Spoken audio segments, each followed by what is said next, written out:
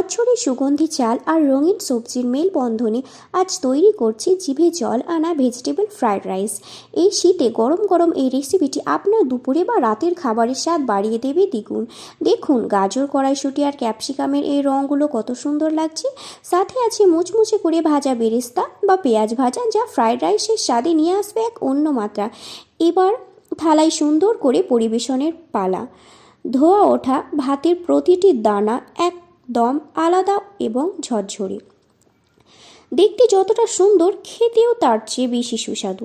আমি এই ফ্রাইড রাইসের সাথে নিয়েছি মাখা মাখা গ্রেভি দেওয়া তরকারি, বেগুন ভাজা আর ফ্রেশ স্যালাড। ব্যাস তৈরি হয়ে গেল পারফেক্ট একটা লাঞ্চ থালি। কেমন লাগলো আজকের এই স্পেশাল রেসিপি? ভালো লাগলে ভিডিওটি লাইক দিন আর আপনার বন্ধুদের সাথে শেয়ার করতে ভুলবেন না। আরও এমন মজার রান্নার জন্য সাবস্ক্রাইব করে পাশেই থাকুন।